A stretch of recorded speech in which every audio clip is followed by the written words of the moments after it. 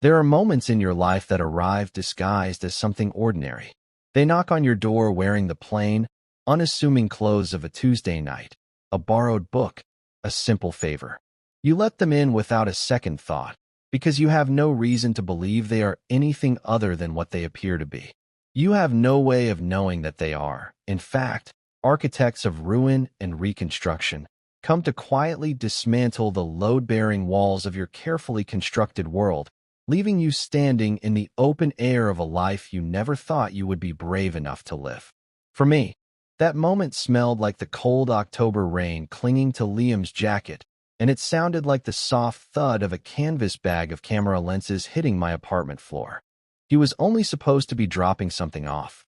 That was the pretext, the official story we would both tell ourselves later, a convenient narrative hook on which to hang the weight of everything that followed. He'd borrowed a set of my prime lenses for a weekend trip, a casual hobby of his that he approached with the same focused, almost aggressive intensity he applied to his code. He was a man who built logical systems, who found comfort in the clear, binary certainty of things working or not working. Photography, for him, was a vacation from that world, a brief foray into the abstract, but he still needed my gear, my guidance, to navigate it. He was supposed to leave the bag, maybe share a quick, obligatory beer, and then disappear back into the orbit of his own life, a life that had recently been fractured into a constellation of lonely, wandering pieces. But he didn't leave. Instead, he stayed. He shed his jacket, a dark geography of damp patches, and had joined the lenses on the floor, a small, temporary colony of his existence in my space. And we talked. At first, it was about the lenses, the trip, the predictable banalities that form the scaffolding of a conversation between friends. But as the hours bled into one another, as the city outside my window muted its frantic pulse to a low, electric hum, the scaffolding fell away. We were left with the raw structure of things. His breakup, his job, the hollowed-out feeling of coming home to an apartment that was no longer a home, but a museum of a life he used to share with someone else. I listened as I always did. I was the curator of Liam's unspoken anxieties, the quiet archivist of his fears. It was a role I had accepted long ago, a position I held with a strange mix of profound love and quiet agony. Now, it was almost 3 in the morning. The beer bottles were empty, ghosts on the coffee table. We had migrated from the couch to the floor, a slow, unconscious descent, as if the gravity of the conversation had pulled us down to the earth. He was lying on his back, his head pillowed on a balled-up sweatshirt, staring at the ceiling as if it were a blank screen onto which he was projecting the wreckage of his thoughts. I was sitting cross-legged a few feet away, my own back against the sofa, nursing the last of my water, watching the way the orange glow of the streetlights filtered through the blinds and sliced across his face. He had fallen silent 10 minutes ago, a deep, contemplative quiet that I knew not to break. In these moments, I often felt like a wildlife photographer, holding my breath, trying to capture something true without startling it into hiding. The air in the room had changed. It was no longer just the comfortable, worn-in atmosphere of our friendship. A new element had been introduced, something heavy and charged, like the air before a thunderstorm. It was the vulnerability, I supposed. His vulnerability, raw and unguarded, lying there on my floor. And mine, a secret I had protected for nearly a decade, which was the simple, terrifying fact that I was in love with him. I was in love with the way his brow furrowed when he was concentrating, with the loud, uninhibited laugh that seemed to surprise even him, with the restless energy that hummed just beneath his skin. Loving him from the safe distance of our friendship had been my life's most constant and most painful act of self-preservation. It was a home I had built for my heart, sturdy and familiar, but with all the windows boarded up. He shifted, turning his head to look at me. The stripes of light slid across his features, illuminating one eye, the sharp line of his jaw. His expression was unreadable, lost in the chiaroscuro of the room. "It's quiet in here," he said, his voice a low rumble that seemed to be absorbed by the floorboards. It wasn't an observation, it was a confession. He was talking about my apartment, but I knew he was also talking about my presence. He was talking about the space I created for him, a space free of judgment or expectation, a quiet harbor in the storm of his own noisy mind. "It's always quiet in here," I replied softly, my own voice feeling fragile in the stillness. He held my gaze for a long moment. It felt like standing on the edge of a precipice, the wind pulling at my clothes. In his eyes, I saw the reflection of the city lights, but beneath that, I saw a profound exhaustion, a loneliness so deep it felt like a geological feature. This was the moment. The ordinary Tuesday night had shed its disguise. It was standing before me, holding a choice in its hands. I could feel the familiar architecture of our friendship groaning under a new and unfamiliar pressure. A door was being opened somewhere, a door I had long since bolted and barricaded in my own mind. And I was terrified of what might walk through it. Because for all my quiet observation, for all my careful analysis, I had no map for the territory that lay on the other side. All I knew was that he was supposed to drop something off, and instead, he had laid his heart at my feet, and I was afraid I would finally, after all these years, find the courage to kneel down and pick it up. We had met, as so many people do, in that strange, pressurized incubator of early adulthood called college. I was a quiet sophomore with a camera perpetually slung around my neck, a ghost in the machine of campus life, documenting everything from a safe and blurry distance. I saw the world as a series of potential photographs, compositions of light and shadow, moments of unposed emotion waiting to be framed and captured. It was my way of participating without having to fully engage, a shield and a window all at once. Liam was the opposite. He wasn't a ghost, he was a phenomenon, a swimmer. Not just a swimmer, but the swimmer, the one whose name was always echoing from the natatorium, whose picture was taped inside the lockers of wide-eyed freshmen. He moved through the world with an unconscious grace and a kinetic energy that seemed to bend the space around him. He was all bright surfaces and forward momentum, a creature of the sun and the water, while I was a creature of the darkroom and the quiet corners. Our worlds should never have collided, but they were forced together by the practicalities of a university budget. The athletic department needed promotional photos, and the art department had a student photographer, me, who was cheap and dependable. My first assignment was to cover a swim meet. I remember the overwhelming sensory experience of it, the humid, chlorinated air that clung to my clothes, the deafening roar of the crowd, the percussive splash of bodies hitting the water. And then I remember seeing him. He was on the starting block, a study in coiled potential. While other swimmers shook out their limbs, fidgeting with nervous energy, Liam was preternaturally still. His focus was so absolute it seemed to generate its own silence, a small pocket of calm in the surrounding chaos. I lifted my camera, zoomed in, and for the first time, I saw him not as a campus celebrity, but as a composition. The tension in his shoulders, the droplets of water on his skin catching the harsh fluorescent light, the intense, inward gaze. I took the shot. It was, and perhaps still is, one of the best photographs I have ever taken. It captured the paradox of him, the public athlete and the private soul, the explosive power and the profound stillness that preceded it. After the meet, he found me packing up my gear. I was startled. People like Liam didn't usually notice people like me. He was still damp, smelling of chlorine, with a towel slung around his neck. He wasn't smiling his big, public smile. His expression was more reserved, curious. "You're the photographer, right?" he'd asked. I nodded, my throat suddenly dry. "I saw you," he said, "during the race. You were the only person not looking at the finish line. You were looking at me." It wasn't an accusation. It was a simple statement of fact, an observation. And in that moment, I understood that he was an observer, too, just in a different way. He observed people, currents, the subtle shifts in energy that I observed in light and form. He saw that I wasn't just documenting a victory. I was trying to understand the victor. That was the beginning. Our friendship didn't ignite, it seeped.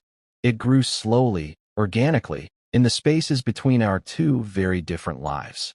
It was built on late-night study sessions in the library, where his methodical approach to engineering problems would somehow help me untangle a knot in my own creative process. It was built on cheap pizza and bad movies in my dorm room, where he could shed the skin of the star athlete and just be a guy who was stressed about exams. I became his sanctuary from the noise, and he became my bridge to the world outside my viewfinder. He would drag me to parties, not to force me to socialize, but just to have a quiet anchor in the room. I would show him my contact sheets, and he would point out the images that felt the most honest, his instincts unerringly sharp. We were two different languages, but somehow, we had found a way to translate for each other. The love, for my part, was a slow-developing photograph. It wasn't a lightning strike. It was a gradual process, an image slowly emerging from the chemical bath of our shared time. It was in the way he'd bring me coffee without asking, remembering exactly how I took it. It was in the unconscious way he'd lean into my space when we were sitting together, a silent seeking of proximity. It was in the phone call I got at 2 in the morning after his first major loss, his voice thick with a disappointment he couldn't show to anyone else. I listened to him talk for an hour, and when he was done, I realized the low, steady ache in my chest wasn't just sympathy.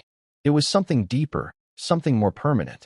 It was the quiet, terrifying click of a shutter, capturing a feeling I could never unsee. Of course, I said nothing. To say something would have been to risk everything.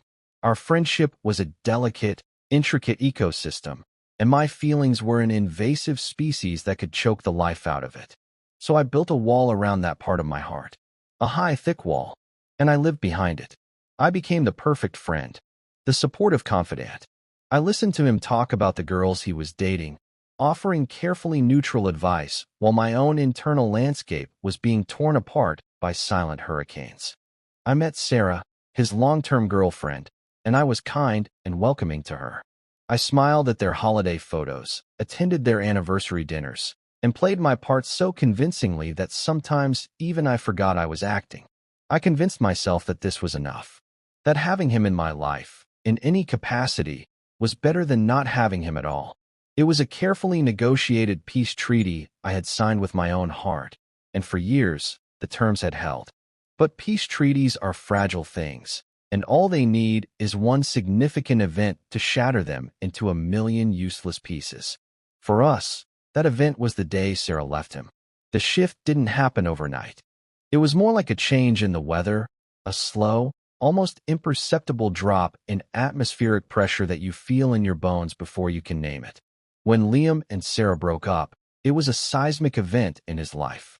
They had been together for 5 years, a collegiate romance that had survived graduation and seamlessly transitioned into adult life. They had an apartment, a dog, a shared calendar.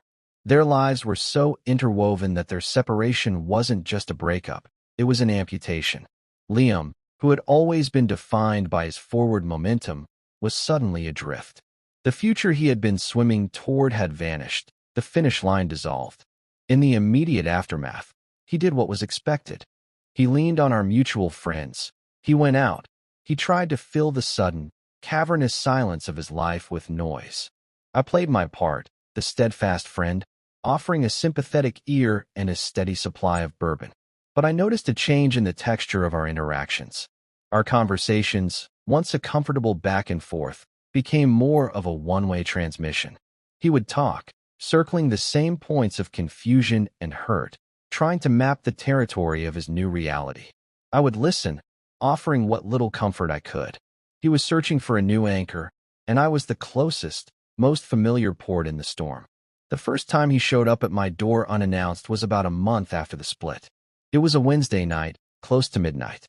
I was in my studio, which was really just a converted spare bedroom, editing a series of architectural photos I'd shot for a client. There was a knock, soft but insistent.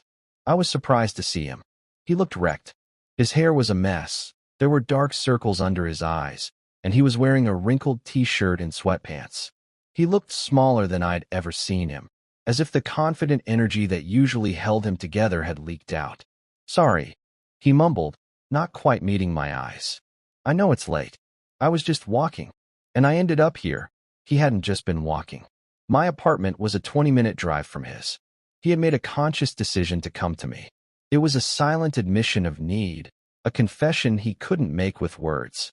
I stepped aside and let him in, the unspoken question hanging in the air between us. He drifted into my living room and sank onto the couch, the springs sighing under his weight. He didn't want to talk about Sarah, not directly. He wanted to talk about anything else. He asked about my work, about a book I was reading, about a film I'd mentioned weeks ago. It was a frantic, desperate attempt to occupy his mind, to outrun the silence that was chasing him. I let him lead, following him down whatever conversational rabbit hole he chose. We talked for hours, until his words began to slow, his sentences fraying at the edges with exhaustion. Eventually, he fell silent, his head lolling against the back of the couch. His eyes closed. I watched him for a few minutes, his breathing evening out into the slow, steady rhythm of sleep. He looked so vulnerable, all of his usual defenses dismantled. My heart ached with a feeling so potent it was almost painful. It was a dangerous cocktail of love, pity, and a fierce, protective instinct. I didn't want to wake him. It felt cruel to send him back to his empty apartment, to the ghost-filled rooms and the cold side of the bed. So I let him sleep. I grabbed the thick woolen blanket from the back of my armchair, the one my grandmother had made, and gently draped it over him. His skin was cool to the touch. He stirred, a soft murmur escaping his lips, but he didn't wake.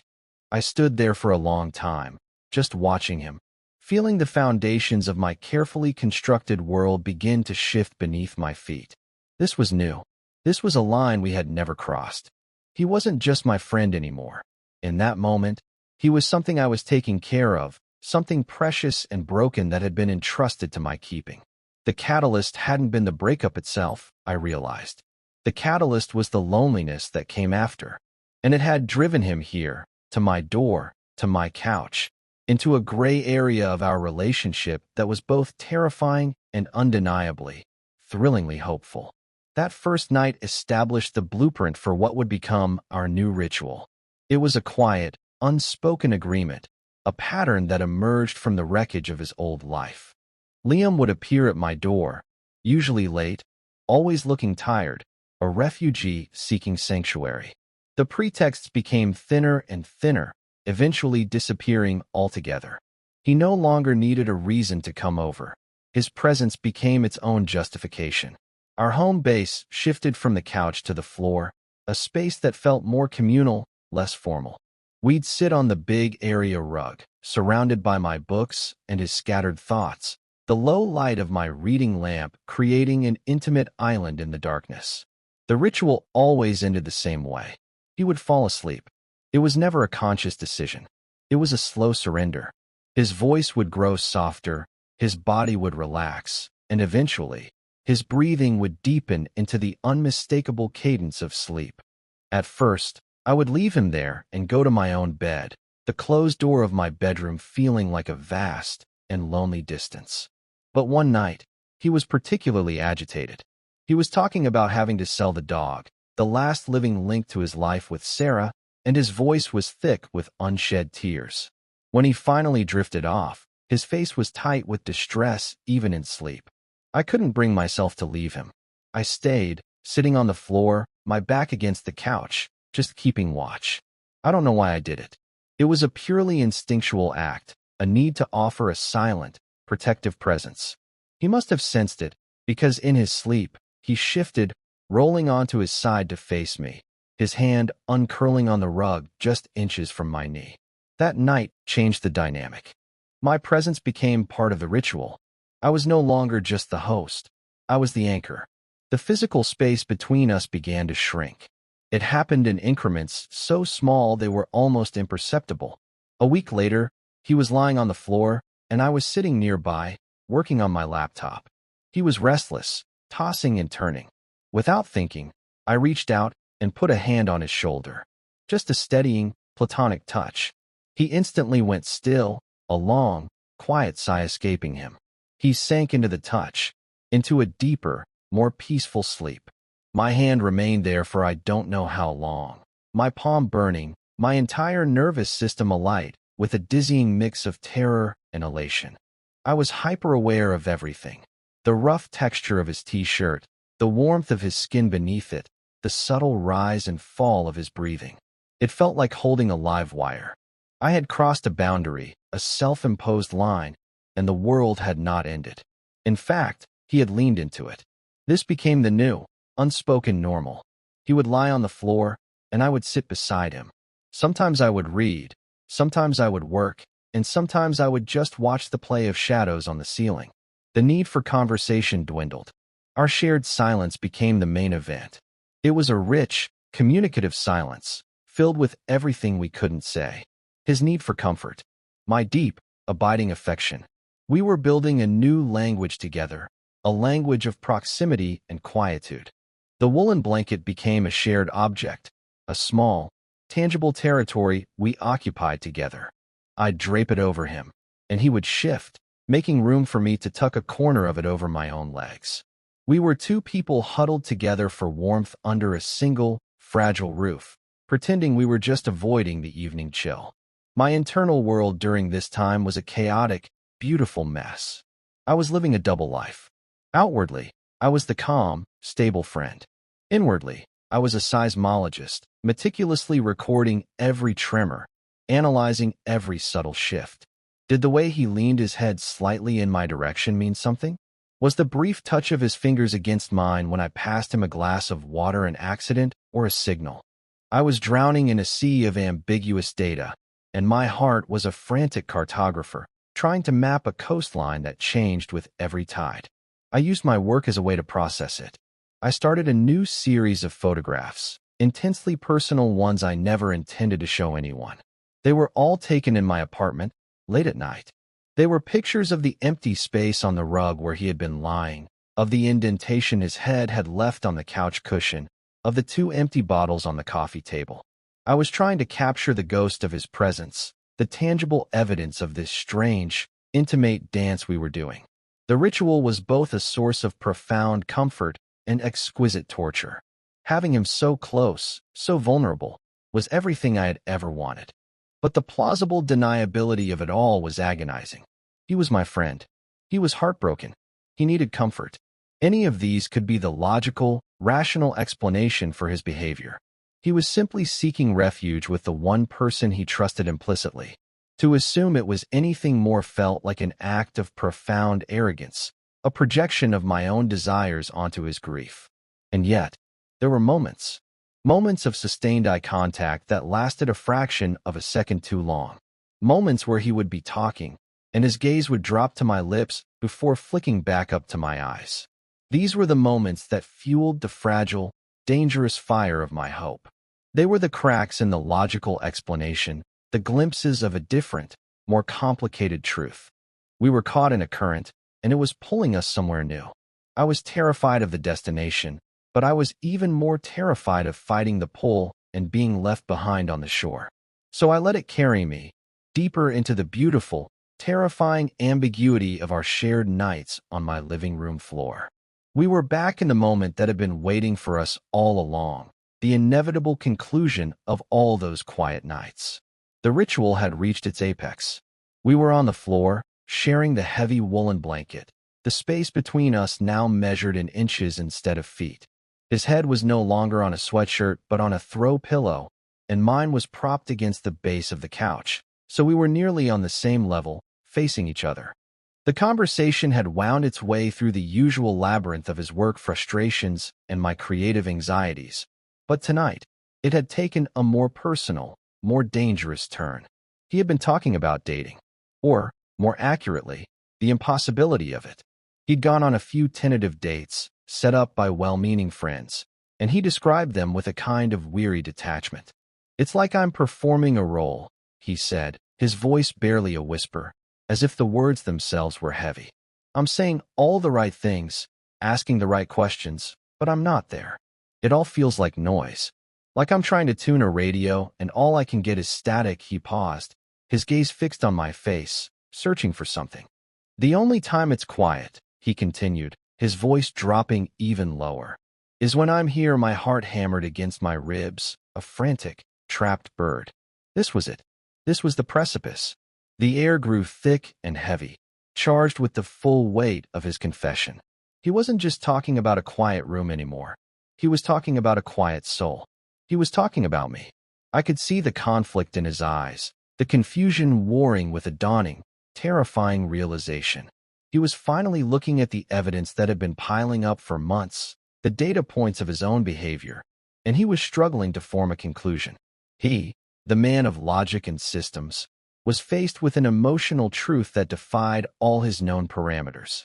I held his gaze, my own throat closing with a tidal wave of fear and hope. I knew that if I spoke, if I offered an interpretation or a comforting platitude, the moment would be lost. The spell would be broken. He had to find his own way across this last, terrifying gap. I had to let him. So I stayed silent, offering him nothing but my stillness, my unwavering attention. It was the most difficult thing I had ever done. The silence stretched, pulling taut between us. It was no longer a comfortable silence. It was a wire, humming with a high, dangerous voltage. He broke the eye contact first, his gaze dropping to the space between us, to the shared landscape of the blanket.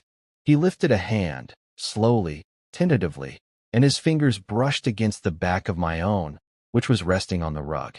The touch was electric, a spark that shot up my arm and detonated in my chest. It wasn't an accident.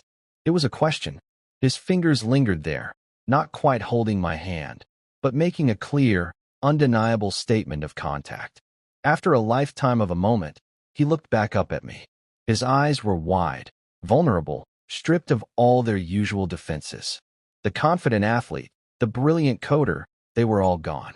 In their place was just Liam. Scared, confused, and achingly, beautifully honest. "Ethan," he whispered. The sound of my name was a physical thing in the room. I couldn't find my voice. I just nodded, a tiny, jerky movement. He took a slow, shaky breath.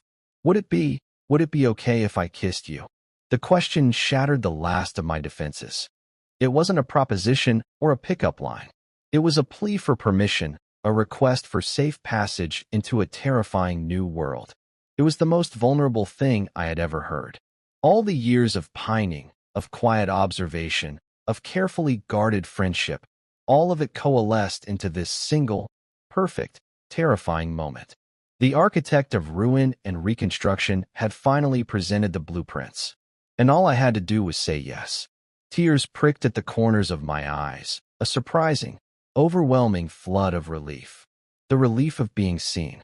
The relief of knowing I wasn't crazy, that I hadn't imagined the current pulling us together. I gave another small nod, not trusting my voice to work. That was all the answer he needed. He moved slowly, cautiously, as if approaching a frightened animal. He leaned in, closing the final few inches between us. His other hand came up to cup my jaw, his thumb stroking my cheek. The touch was feather-light, hesitant, and then his lips met mine. It wasn't a kiss of passion, not in the way the movies show it. There was no fire, no urgency. It was a kiss of discovery. It was soft and tentative and searching. It tasted of salt from my sudden tears and the faint, lingering taste of the beer we'd shared hours ago. It was a question asked and answered in the same breath. It was a confession. It was an arrival. And in the quiet of my living room, at 3 a.m, under the pale orange glow of the city, I finally felt like I was home. The aftermath of a dream realized is often a strange and disorienting place. You expect sunlight and clarity, but more often than not, you wake up to fog. The morning after the kiss was shrouded in it. I woke up alone on the living room floor, tangled in the woolen blanket, the early morning light a pale, indifferent gray against the windows. The apartment was silent, but it was a different kind of silence now. It was an empty silence, a hollow space where the warmth and weight of Liam's presence had been. His jacket and lens bag were gone. The empty beer bottles had been neatly placed in the recycling bin. He had tidied up the evidence of our night, erasing his presence as if he were a ghost who had never been there at all. A cold dread, sharp and familiar, began to seep into my bones. I reached for my phone, my hands trembling slightly. There was one new message, sent at 6:15 a.m. It was from him. My heart simultaneously leaped and plummeted. I opened it. The message was short, brutally efficient. "Hey, Sorry about last night. I was a mess. Shouldn't have put you in that position. Talk soon. I read the words over and over, each one a small, precise stab. Sorry about last night. He was sorry. He was framing it as a mistake, a moment of weakness born from grief and alcohol. I was a mess. He was blaming his emotional state, absolving himself of intent. Shouldn't have put you in that position. He was painting me as a passive bystander, a victim of his momentary lapse in judgment, erasing the mutuality, the shared breath, the way I had leaned into him just as much as he had leaned into me. Talk soon. The most dishonest 3 words in the English language, a casual dismissal meant to soften a hard retreat.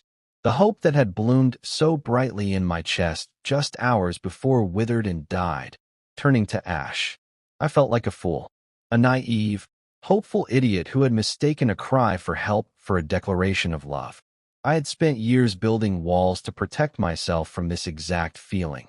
The brutal, gut-wrenching pain of misinterpretation, of having my deepest desires thrown back in my face as a misunderstanding. And in one night, I had let him dismantle every single one of those walls, only for him to flee at the first light of dawn, leaving me exposed and shivering in the ruins. The quiet observer had finally stepped into the frame, and the resulting picture was one of utter humiliation. The week that followed was one of the longest of my life. The silence from him was absolute. Talk soon turned into a day, then 2, then a week of deafening nothing. Every buzz of my phone sent a jolt of anxious electricity through me, always followed by the dull thud of disappointment. I tried to work, but I couldn't focus. The images in my darkroom blurred together. The architectural lines I was supposed to be capturing seemed to mock me with their stability, their clear and certain angles. My own world felt like it was collapsing, its foundations turned to sand. I replayed our last night endlessly, a masochistic loop of memory. The kiss, his question, the look in his eyes.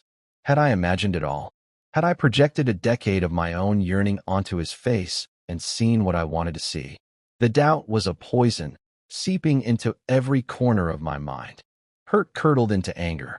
I was angry at him for his cowardice, for his inability to face what had happened between us with even a shred of honesty. But mostly, I was angry with myself. Angry for letting my guard down, for allowing myself to believe that this time could be different. The carefully negotiated peace treaty with my heart was in tatters, and all-out war had been declared on my own foolishness. By the 8th day of silence, the anger had burned away, leaving behind a cold, hard resolve. I could not live in this fog of ambiguity any longer. I couldn't go back to being his platonic sanctuary, pretending that kiss hadn't happened. That door had been opened, and it had to be either walked through or slammed shut for good. The quiet observer had to finally find his voice. That evening, I drove to his apartment. I didn't call or text ahead. I knew if I gave him the chance, he would avoid me. My heart was a cold, heavy stone in my chest as I walked up the familiar hallway to his door. I knocked. The sound echoed in the quiet hall. I heard movement inside, a pause, and then the sound of the lock turning. The door opened a few inches, and he was there, framed in the gap. He looked even worse than he had the week before. He was unshaven, his eyes were bloodshot, and he looked like he hadn't slept in days. When he saw it was me, the flicker of surprise in his eyes was instantly extinguished by a wave of guilt and panic. "Ethan," he said, his voice rough. "Hey, I was just about to call you. It was a weak, transparent lie." "No, you weren't," I said. My voice was quiet, but it was steady, devoid of accusation, but full of an unnerving certainty. "Can I come in?" He hesitated for a second, then seemed to deflate, a silent admission of defeat. He opened the door wider and stepped back. I walked into his apartment. It was a mess. Clothes were on the floor, dishes were piled in the sink. It was the physical manifestation of his internal chaos. He closed the door behind me, and we stood there in the entryway, the silence stretching between us, thick with unspoken words. He wouldn't look at me. He was staring at a spot on the floor, his hands shoved deep into the pockets of his sweatpants. He was a fortress, his walls pulled up high, But I wasn't going to let him hide. I took a breath. I need to understand what happened. Liam, nothing happened, he mumbled to the floor. I told you. I was a mess. I was drunk. I'm sorry, stop, I said. The word was sharper than I intended, and it made him flinch. Stop hiding behind that excuse. You are not that drunk, and you are not that much of a mess. You are many things, but you are not careless. Not with me. Not ever. I took a step closer. Look at me slowly, reluctantly. He lifted his head. His eyes were filled with a misery so profound it almost broke my resolve. But I held on. I needed the truth, whatever it was. That kiss was not nothing, I said, my voice softening slightly. It wasn't an accident, and it wasn't a mistake. It was the end of a conversation we've been having in silence for months. And for me, I had to force the next words out, my own vulnerability a terrifying weight on my tongue. For me, it was the end of a conversation I've been having by myself for almost 10 years. His face crumpled. The carefully constructed fortress crumbled to dust. A choked sob escaped him, and he finally broke. I don't know what I'm doing, Ethan, he whispered, his voice cracking. I kissed you, and it felt more real than anything I've felt in years. It felt right, and that terrified me, because it's not supposed to feel right. It's you. You're my best friend. You're my safe place. And I took that and I broke it. You didn't break it, I said, my own voice thick with emotion. You just changed it. And you're so scared of that change that you'd rather burn it all to the ground than face it. He shook his head, tears now streaming down his face. I'm so screwed up. After Sarah, I don't even know who I am anymore. How can I know what I feel? How do I know I'm not just using you, clinging to the only stable thing in my life? It was the question I had been asking myself all week, the poison of my self-doubt given voice. And hearing him say it, hearing him articulate his own fear, was strangely liberating. He wasn't a coward. He was just as lost and terrified as I was. Maybe you are, I said, my voice gentle. And maybe you're not. Maybe this is just what happens when two people who love each other finally stop pretending they don't. I don't have the answers, Liam. But I can't live in the silence anymore. I would rather have a painful truth than a comfortable lie. So you have to tell me. When you look at me, what do you feel? He looked at me then, a long, searching look, his eyes clearing for a moment as he pushed past the fear and the confusion. He took a shaky step toward me, and then another. He stopped when he was inches away, his breath ghosting across my face. I feel, he said, his voice raw with a confession that felt like it had been torn from the deepest part of him. I feel like I can finally breathe, and with that, he closed the distance and kissed me again. This time, there was no hesitation. It was a kiss of desperation and relief, of apology and acceptance. It wasn't the end of the conflict.